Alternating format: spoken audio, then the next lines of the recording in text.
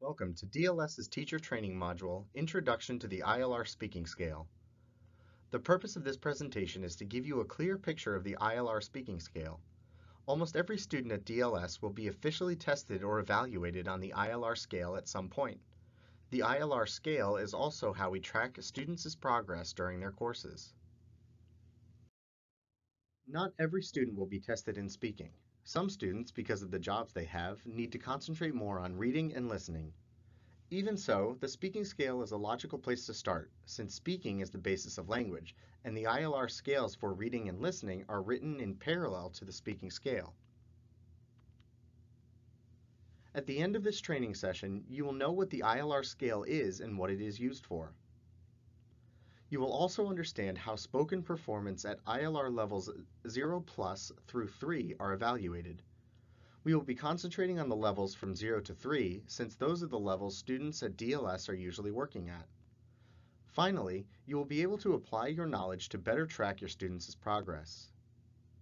Understanding what the ILR measures and how will help you to plan what to do in class and make sure you help your students move in the right direction. In this section, we will discuss what the ILR scale is, what it measures, and what the principles are that shape it. There is a specific logic behind the ILR scale, and once you understand the logic of the whole, it's not hard to see how the different parts fit together. First of all, ILR stands for Interagency Language Roundtable. The Interagency Language Roundtable is a public meeting held about 9 times a year in the Washington, D.C. area.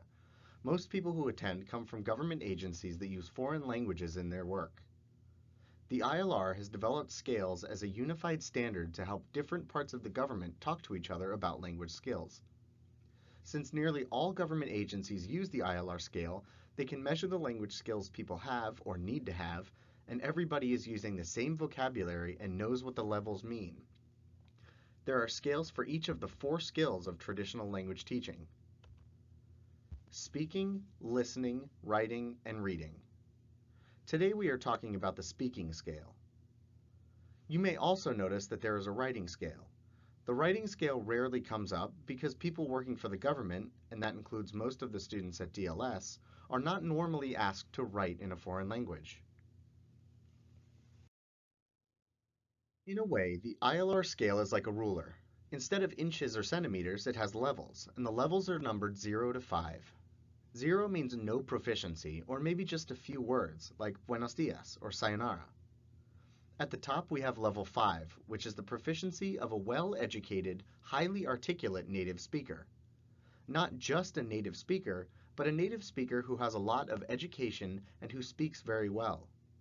It's important to keep in mind that most people are not at level 5 even in their native language. The scale also has plus levels between 0 and 5. You might think that a 1 plus is supposed to be halfway between 1 and 2, but not on this scale. We will talk about the special meaning of the plus levels towards the end of this presentation.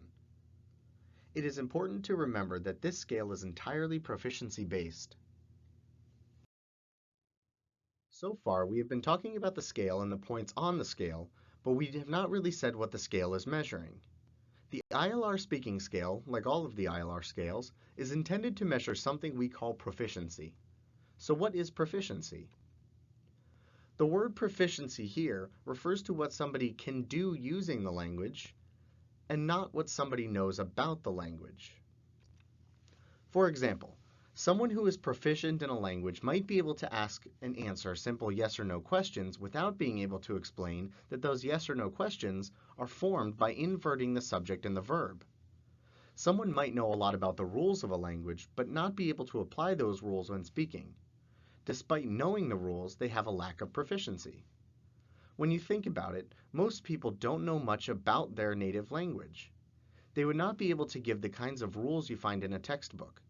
But native speakers certainly have no trouble in asking questions. They have proficiency in the language. Now take a few minutes to think about how proficiency could be tested. Also, think about kinds of language tests you are familiar with that do not test proficiency. Write down your ideas in 2 columns, and remember that we want to test proficiency in speaking, not reading, writing, or listening. Pause the video while you are brainstorming, then resume when you are ready to review your solutions. Look at the activities listed at the bottom of the screen. Some of these activities tested proficiency, while some of them did not. First, see how many of them match the ideas you came up with. Then, decide which column each activity shown here belongs in. Pause the video while you work and resume when you are ready to go over the answers.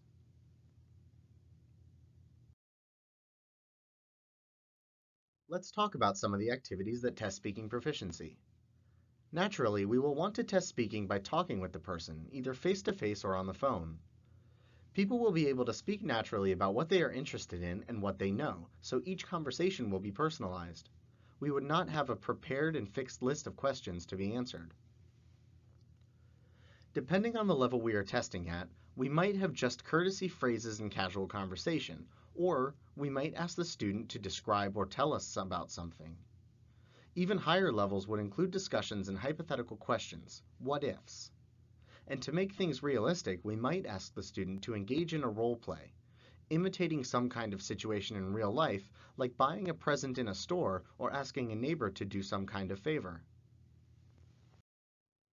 On the other side are activities that would not test speaking proficiency. We already mentioned using predefined topics and questions from a list. Likewise, just reciting memorized phrases or responses is not a good measure of true proficiency. Notice that keeping track of the grammar mistakes someone makes when speaking is not a test of proficiency. We will talk more about this later, but it should be clear that proficiency, what someone can do with the language, is not mainly about whether or not you make mistakes. Now it's time to talk about what the levels mean and what abilities are expected at each of the levels. We are going to talk about the base levels, that is levels 0, 1, 2, and 3. But we will also talk about the 0 plus level, which is often considered to be among the base levels. We won't talk about the other plus levels until later on. The 0 level is the easiest to understand. It's a blank, or like a clean blackboard. Knowing just a few extremely high-frequency words is still at the 0 level, since there is nothing, or almost nothing, that somebody at the 0 level can communicate. 0 plus is the level of memorized proficiency. The learner has memorized some high-frequency utterances such as hello, goodbye, please, and maybe things like numbers and days of the week. Somebody at the 0 plus level is not likely to say anything that has not been memorized and rehearsed. It is characterized by telegraphic speech, or speech that includes only the most essential words. They can communicate in some situations, but there are severe limitations. For each of the levels from 1 to 3, we have a keyword to give a general idea of what it is about and make things easy to remember. For level 1, the keyword is survivor. Although our students are not cavemen, their speaking proficiency at level 1 can be something that reminds us of cavemen from the movies. Another way of looking at the levels is the scope, or discourse type. For level 1, this is the sentence. That is, students at level 1 are focused on speaking in full sentences. At level 1, a speaker's proficiency makes it possible to create simple sentences and say things that have not been memorized. The level 1 speaker can engage in a conversation, but it will be simple and mostly limited to everyday needs, like buying something in a store or finding out how to get somewhere. The level 1 speaker will also be able to give some basic personal information. One reason for calling this the survivor level is that using the new language is still a struggle. A level 1 speaker might not be easy for native speakers to understand, and what a native speaker says can be hard for the survivor to understand. So, level 1 speakers often need to ask people to repeat, slow down, or say something in a different way to check that they understand something. This is all part of proficiency as we expect to see it at the survivor level. We nickname level 2 the storyteller level. Of course, not ghost stories, but the kind of stories we tell every day about things that happen to us or other people. An example of a story would be what I did last weekend. At this level, the scope is the paragraph, since a story is basically a series of connected sentences about a concrete topic. The Level 2 speaker can handle routine, limited interactions, including casual conversations about family, work, or current events. They will be able to talk about concrete things, things that happen in our lives. This kind of talk is mostly about stories and descriptions, but it also includes talking about how to do things, like when you give instructions or directions. The important ability that a Level 2 speaker has, and a Level 1 speaker does not, is connecting sentences and making paragraphs. When you think about a story, you could not take one of the sentences and just move it somewhere else in the sequence. The story would not make sense. So, a paragraph is not just a bunch of sentences about one topic. It's the connections among the sentences that make the story. The stories can be set in the past, present, or future. Not all languages have tenses, but every language has ways of showing what came before and what came after. That's why we talk about time frames. Don't forget that it isn't knowing the tenses that makes a Level 2 speaker, it's the ability to tell connected stories in the different time frames. Now we come to Level 3, and the nickname for this level is Thinker. No, we don't mean that people at lower proficiency levels can't think, but Thinker is a good nickname for this level because it requires talking about abstract and hypothetical topics. The scope for Level 3 is longer discourse, like entire conversations. Level 3 speakers can participate effectively in formal, informal, and professional conversations. Level 3 speakers can state their opinions and argue for or against a point of view. They can also speak about abstract topics and hypothetical situations. The word hypothetical is probably familiar. It's the what-if kind of discussion. What if the government helped to pay college costs for every student who graduated from high school with a good grade average? Abstract topics can be understood as things we can't see or draw a picture of, things like taxes or free speech or international relations. Because a Level 3 speaker is able to discuss abstract and hypothetical topics and to present a point of view, an argument for or against some action or idea, it will be necessary for them to put together several paragraphs, organizing them so that they lead to a conclusion. Now, looking once again at the kind of unit that speakers at different levels are expected to produce, we get a clear picture. Level 0 plus speakers are at the word level and can also use some set memorized phrases like "How are you doing?" Level 1 speakers are at the sentence level. Most conversations with a Level 1 speaker will be questions and answers, one sentence at a time. Level 2 speakers are at the paragraph level, organizing sentences into a story, a description, or instructions about how to do something. The sentences are connected and the story moves along from a beginning to the end. Level 3 speakers are at the discourse level. The word discourse means an extended discussion. Level 3 speakers are able to put together a series of ideas, argue for or against an opinion, and talk about how things might be, hypothetical situations.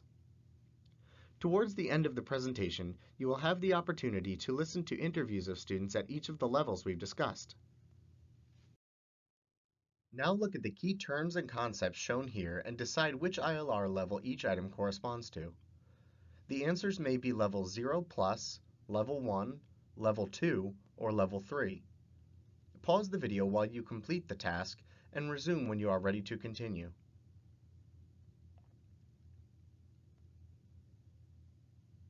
Now, let's go over the correct level for each term. Discourse level is part of Level 3 proficiency. On the other hand, elementary proficiency can be seen in Level 1 speakers. The word level is the scope for Level 0 plus speakers. Memorized proficiency is another part of Level 0 plus. Speakers are ready to deal with abstract or hypothetical topics at Level 3.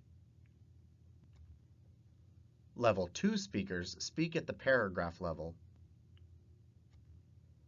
while Level 1 speakers speak at the sentence level. Connected narration begins to appear in Level 2 speakers. General professional proficiency appears at Level 3. Level 3 speakers are also ready to present an argument. Limited working proficiency can be found in Level 2 speakers. In this next part, we will talk about the ILR Plus levels and take a quick look at speaking proficiencies Level 3 Plus and above. You will remember that 0 plus is often considered a base level, like 1, 2, and 3. That's because 0 plus is the first level of measurable proficiency. It's only memorized words and phrases, but it still allows the speaker to accomplish some things, despite severe limitations. The base levels, 1, 2, 3, and so on, can be considered as doorways, thresholds. As proficiency improves, the learner crosses over the thresholds in turn. The learner achieves a new level by crossing all the way through the doorway, being able to do all of the required tasks for that new level, and to do them fully and consistently. But, after crossing through a doorway, there is a long hall to go down before coming up to the next door. Moving along the hallway, the student is not crossing any new thresholds, and so the ILR level is not changing. This means that not all 2s will be alike. Some are noticeably better than others. So, the ILR includes the plus levels to show that somebody comes close to proficiency at the next highest level, but cannot do all the required tasks or cannot do the tasks fully and effectively. Remember that a 1 plus, for example, does not mean better than a 1. It does not mean halfway between 1 and 2. It means almost 2, but not quite. In fact, the plus levels are something like a consolation prize. Here is an example from the ILR scale definitions. These two sentences are part of the description of Level 2 Plus in speaking. Read each sentence. What in the description tells you this is describing a plus level? Pause the video while you read and determine your answer, and resume when you are ready to continue. In the first sentence, it is said that the person might be ill at ease either in social interaction or in professional contexts. Somebody who was ill at ease in both these contexts would not be a Level 2 plus. Such a learner would not be coming close to the requirements for Level 3, which requires the ability to speak comfortably in both social and professional contexts. In the second sentence, the learner is strong in structural precision, which means grammar, or in vocabulary, but not in both. This means that somebody who had strong vocabulary and strong grammar would probably be at Level 2. We would probably not rate such a learner at 1 plus. Now a quick look at the levels above 3. Speakers at these higher levels can do such things as changing the way they put things to better suit their audience, or tailoring. They can use rhetorical devices, the kind of things we hear from professionals who speak in front of groups. And they can use native cultural and historical references. They know not only the language, but the culture and the history of the people who speak that language. It's important to remember that native speaker is not the same as Level 5. Even though nobody except a native speaker is likely to reach Level 5, it is certainly not true that all native speakers of the language are all at Level 5. Only a few of the most gifted and educated people will be at Level 5. In this section, we will watch videos of ILR interviews and rate the speakers using what we have learned about the ILR scale. Watch the video and identify the level of the speaker in the video.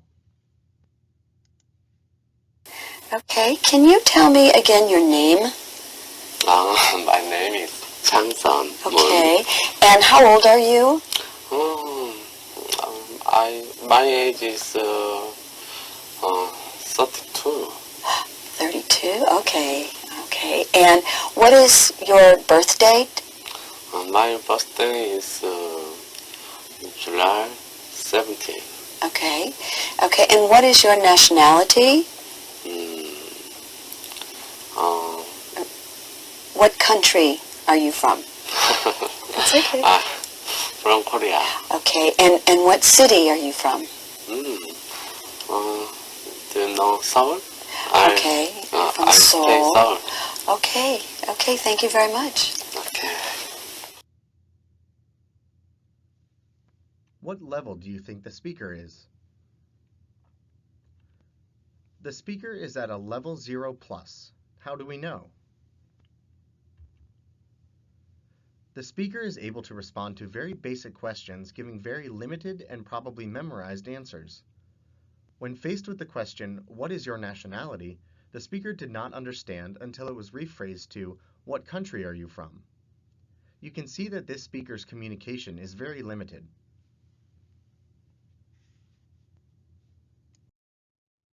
Watch the video and identify the level of the speaker in the video. How might a foreigner recognize a Pashtun man in your country? Could you please describe how that man might look in as much detail as possible?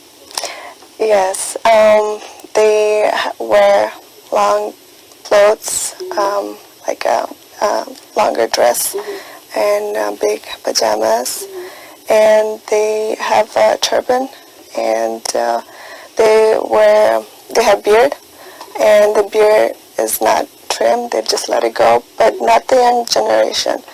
Mostly it's the old generation that either young, old people, obviously they let grow their beard, but then some young generation nowadays, they do let the beard grow. And sometimes they wear kajal, like eyeliner, inside in their eyes, but it's more like in the rural areas, not in the cities, or that, because usually women wear this. But they have a shawl around them. If it's not a shawl, they have something on their shoulder just to be with them. And they wear sandals, and not too much of shoes like tennis shoes or anything, but mostly sandals they wear. Okay, well, thank you. What level do you think the speaker is? The speaker is at a level 2. How do we know? The speaker is a level 2 or storyteller level speaker. This means that she has mastered the functions at level 2, but has not yet reached level 2 plus. Let's look at the characteristics of a level 2 speaker, the storyteller, to see what we mean. She can hold casual conversations and speaks in full paragraphs with complete thoughts. Notice how in the video she is able to give an extensive description of what Pashto men typically wear.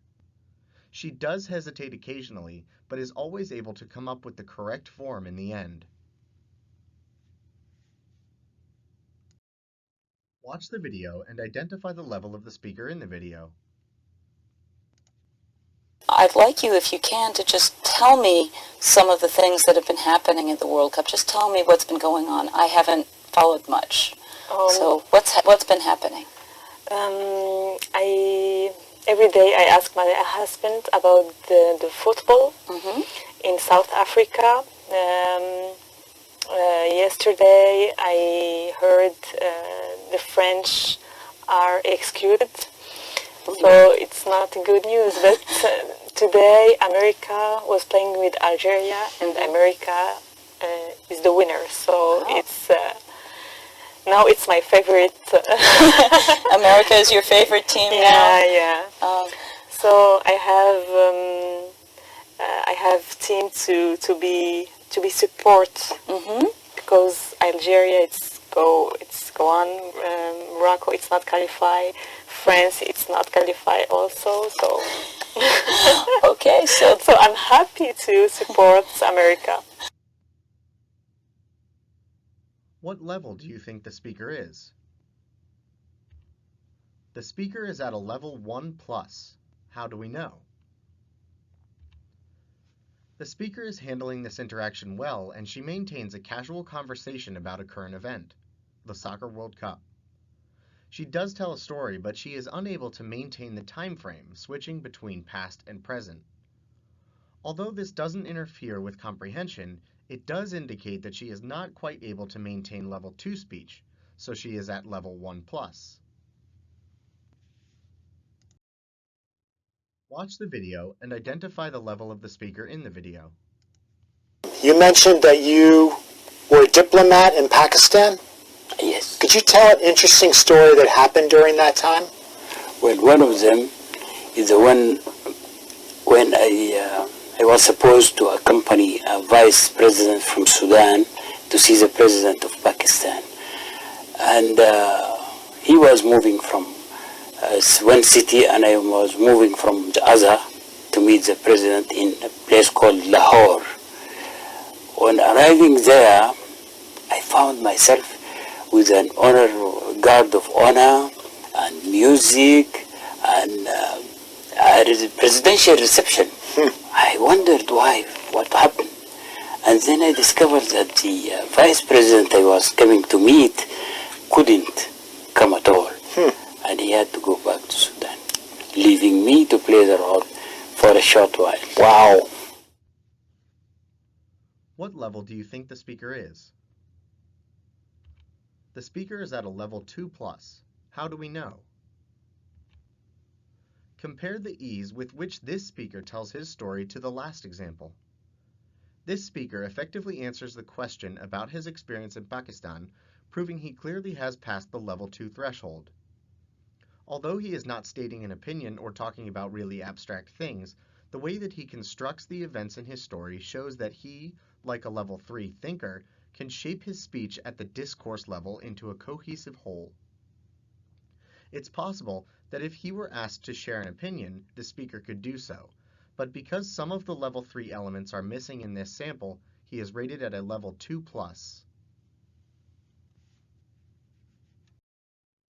Watch the video and identify the level of the speaker in the video.